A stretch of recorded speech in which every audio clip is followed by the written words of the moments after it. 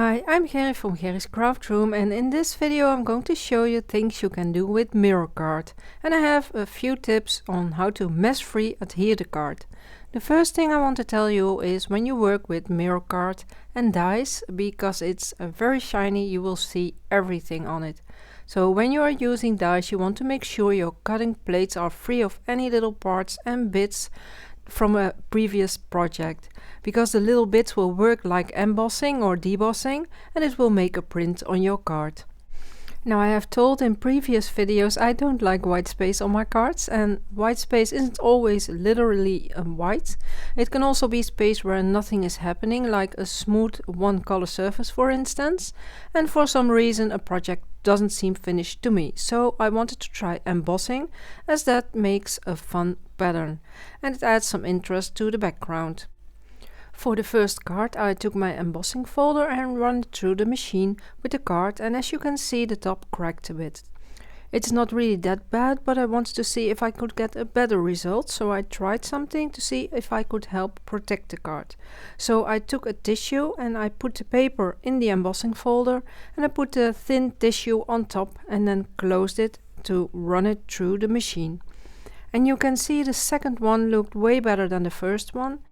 And you will get the best results with bigger patterns. Very small and detailed patterns will be harder, and when you use lighter colors, obviously you will get a better result, because if it cracks, they will not show as much.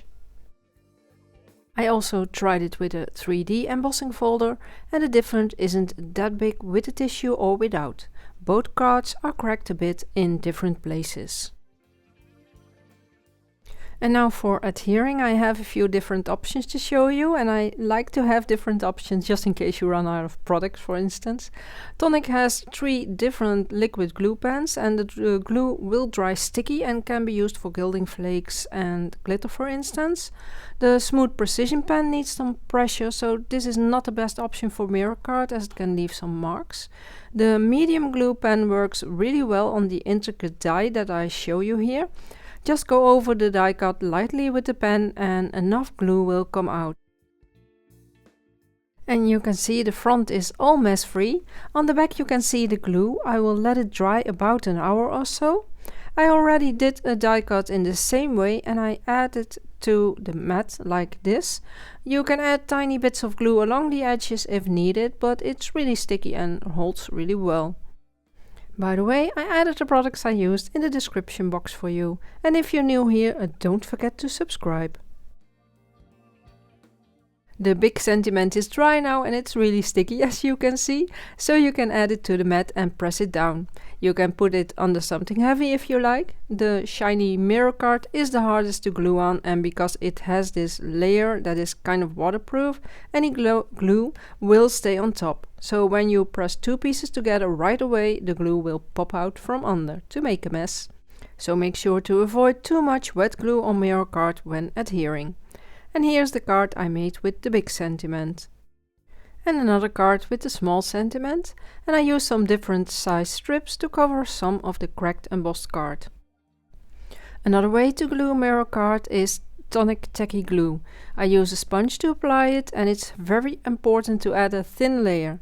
So I have some glue on a scrap sheet of paper and I dip in the sponge and then dab it on the paper to spread the glue. Make sure to keep the die in place while bouncing on it with the sponge, and then you can add it right away. I have regular cardstock as a mat, which makes it easier. And as you can see, also mess free. A combination of a shiny and matte cardstock makes the shiny cardstock pop even more. And while you are here, have you seen the new community tab at the top? I will share new and fun things there, like behind the scenes, polls and such, so you can check that out if you like.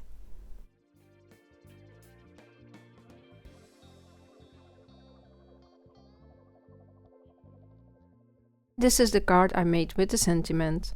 I used the glue pen to adhere to the card again. The easiest way to adhere your mirror card, especially with bigger pieces, is tape. Now you may say, duh, Gerry, I already know that, but maybe not everyone does, so I wanted to mention it.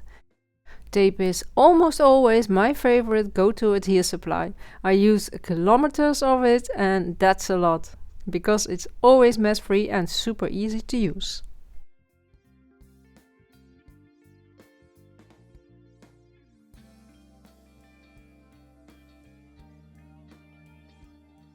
I always like to fold the edges of the backing, put it in place, press down the edges and check if it's aligned, and then take off the backing. It's super easy and fast. And the last adhere tip is Stick It. These are very thin adhesive sheets. They come in 2 sizes and it's about the same thickness as regular printing paper. It reminds me a bit of the Siren sticker maker. I peel off the backing, which has lines, so it's easy to remove, and I add the card.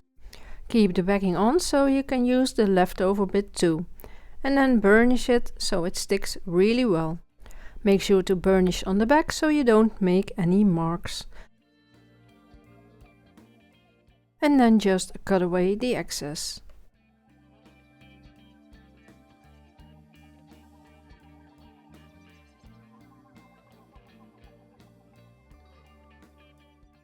And then I can run it through the machine. I'm using a big die for this one, and also with the wafer thin dies it cuts perfect. So after cutting you can peel off the backing and add it to your project or another layer like I do here. I like layering my dies like this to add extra dimension to a project.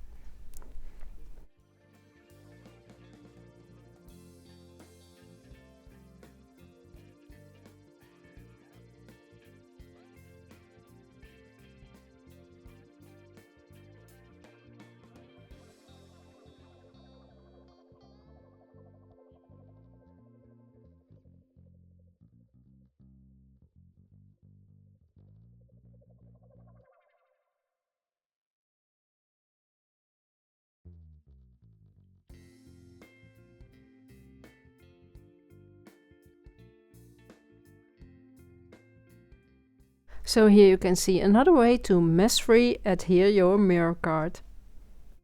And here's the finished card. And I have 2 more card ideas. For the first one I used the stencil and Nouveau mousse. And I'm using a mix of the expanding and embellishment mousse, and it's a way to stretch your products to get another color.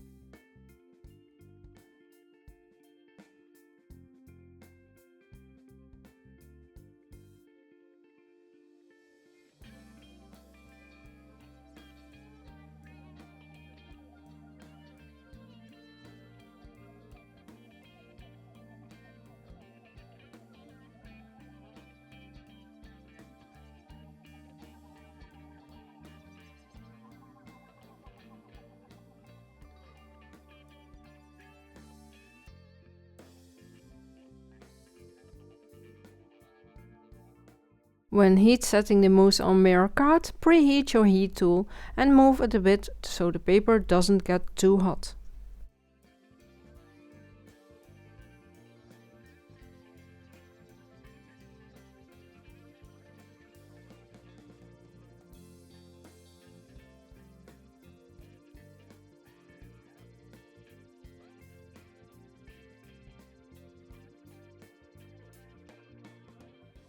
And this is the finished card, and the expanding mousse has a fun feel about it, it makes you want to touch it. For the last card I cut an intricate die out of mirror card and I'm adding glue to the back of the cutout parts. The die is still in place so to make it easier to add the parts, and you don't want a die with 2 tiny bits as this will make it much harder.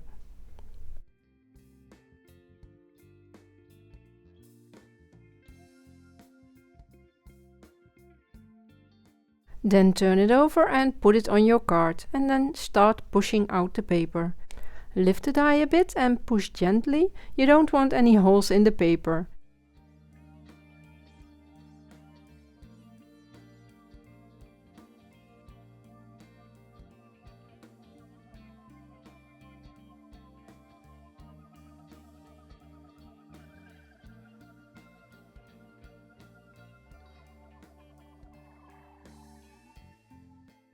And then burnish on top of the paper. And take off the card so the negative cutouts stay in place. And glue any bits that aren't sticking using the card as a template. And glue the card to another note card so you'll have 2 for 1.